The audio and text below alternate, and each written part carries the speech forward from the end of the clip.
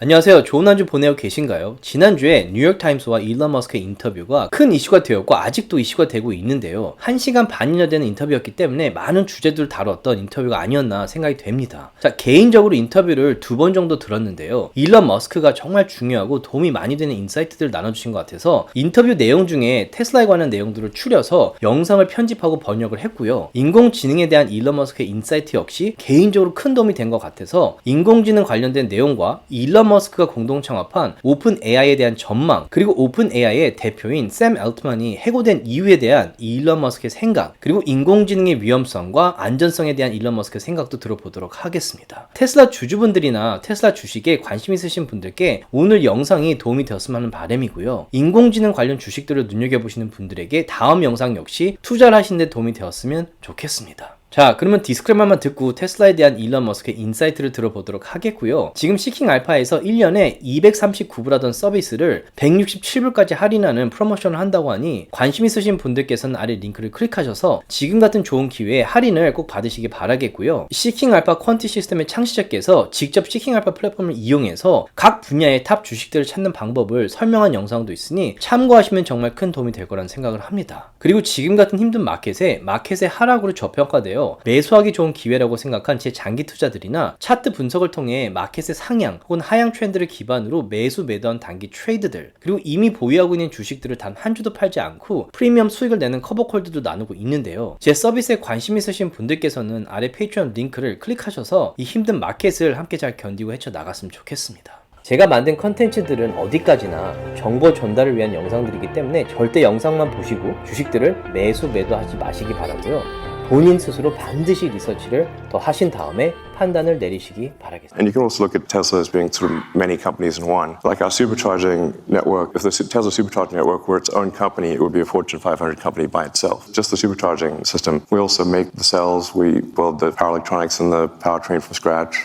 We have the most innovative structural design, the largest castings ever used. We have the best manufacturing technology at Tesla, better manufacturing technology than companies that have been doing it for 100 years. But you typically don't like regulation. You've pushed back on regulators for the most part in the world of Tesla and so many instances where we read articles about you pushing back on the regulators. I'm so curious why, in this instance, now you own one of these businesses. This is not an exaggeration. So there are probably 100 million regulations that my companies comply with. And there are probably 5 that we don't. And if we disagree with some of those regulations, it's because we think the regulation that is meant to do good doesn't actually do good. Automotive is heavily regulated. We would not be allowed to put cars on the road if we did not comply with this vast body of regulation. The regulations that you have to comply with to make a car, you could have a room full of phone books. That's how big the regulations are. And if you don't comply with all of those, you can't sell the car. And if we don't comply with all the regulations for rockets or for Starlink, they shut us down. So in fact, I am incredibly compliant with regulations.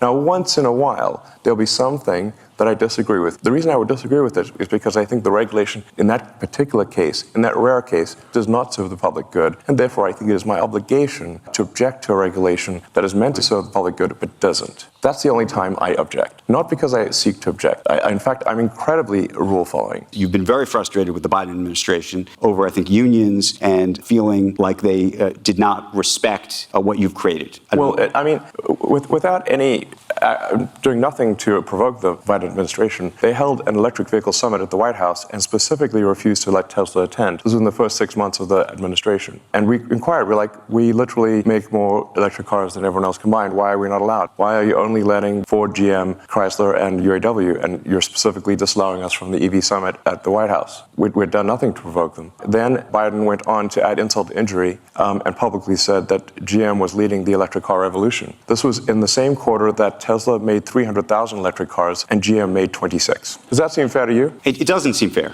I can see it in your face. This hurt you personally. And it hurt the company too. And it was an insult to Tesla has 140,000 employees. Okay, of the half of them are in the United States. Tesla has created more manufacturing jobs than everyone else combined. The Tesla Model Y will be the best-selling car of any kind on Earth this year, of any kind, gasoline or otherwise. Is there another car company that you think is doing a good job with EVs? I mean, I think the Chinese car companies are extremely competitive. By far, our toughest competition is in China. So I mean, there's a lot of people out there who think like the top 10 car companies are going to be Tesla, followed by 9 Chinese car companies. I think they might not be wrong. So China is super good at manufacturing, and the work ethic is incredible. You know, like if we consider different leagues of competitiveness at Tesla, we consider the Chinese league to be the most competitive. How worried are you that the unionization effort that just took place, I shouldn't say effort, but the new wages and the like at GM and Ford, that they're coming for you? I mean, they are coming for you. What is that going to mean to you and your business? Well, I think it's generally not good to have an adversarial relationship between people on the line, you know, one group at the company and another group. In fact, I disagree with the idea of unions, perhaps for a reason that is different than people may expect, which is I just don't like anything which creates kind of a lords and peasants sort of thing. And I think the unions naturally try to create negativity in a company and create a sort of lords and peasants situation. There are many people at Tesla who have gone from working on the line to being in senior management. There is no lords and peasants. Everyone eats at the same table. Everyone parks in the same parking lot. You know, at GM, there's a special elevator only for senior executives. We have no such thing at Tesla. And the thing is that I actually know the people on the line because I worked on the line, and I walked the line, and I slept in the factory, and I worked beside them. So I'm no stranger to them. The actual problem is the opposite. It's not that people are trapped at Tesla building cars. The challenge is how do we retain great people to do the hard work of building cars when they have like 6 other opportunities that they can do that are easier. That's the actual difficulty, is that building cars is hard work and there are much easier jobs. And I just want to say that I'm incredibly appreciative of those who build cars. And they know it. We certainly try hard to, ensure the prosperity of everyone. We give everyone stock options. We've made many people who are just working the line, who didn't even know what stocks were, we've made them millionaires. There's a big question about autonomous vehicles and the safety of them. But there's also a question about when it will be politically palatable in this country for people to die in cars that are controlled by computers, which is, say, we have 35,000, 40,000 deaths every year in this country. Yeah. If you could bring that number down to 10,000, 5,000, that might be a great thing. But do we think that the country will accept the idea that 5,000 people, that your family might have perished in a vehicle as a result not of a human making a mistake, but of a computer?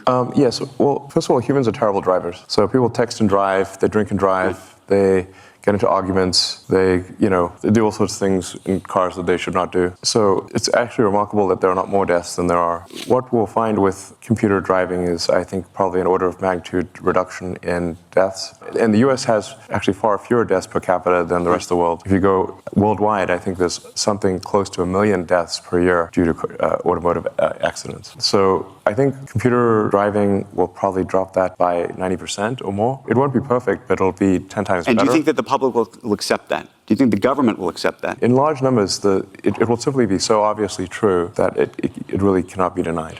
And what do you think? I know we've talked about the timeline before, and I know people have criticized you for putting out timelines that may not have come true just yet. But what do you think it really is? I think I'm naturally optimistic about timescales, and if I was not naturally optimistic, I wouldn't be doing the things that I'm doing. I certainly wouldn't have started a rocket company or an electric car company if I didn't have some sort of pathological optimism, frankly. As you pointed out, many people said they would fail, and in fact, I agreed with them. I said, yes, it probably will fail. And they're like, okay. But I thought SpaceX and Tesla had less than a 10% chance of success when we started them. The self-driving thing I've been optimistic about it. We've certainly made a lot of progress. If anybody has been using the sort of full self-driving beta, the progress is, every year has been substantial. It's really now at the point where in most places it'll take you from one place to another with no interventions. And the data is unequivocal that supervised full self-driving is somewhere around 4 times safer, or maybe more, than just human driving by themselves. Really? But do you think it's another 5 or 10 years? People say... No, definitely not. Definitely not. And do you feel like investors have invested in something that hasn't happened yet? Is that fair to them? And that's the other question that people have about that. Well, I think they've all, with rare exception, thought it wasn't happening. They're very clear that they don't think it's real. I would be a fair criticism of me to say that I'm late, but I always deliver in the end. 조금이라도 도움이 되셨다면 주위 분들과 나눠주셨으면 너무 고맙겠고요. 구독과 라이크를 해주시면 더욱 감사하겠습니다.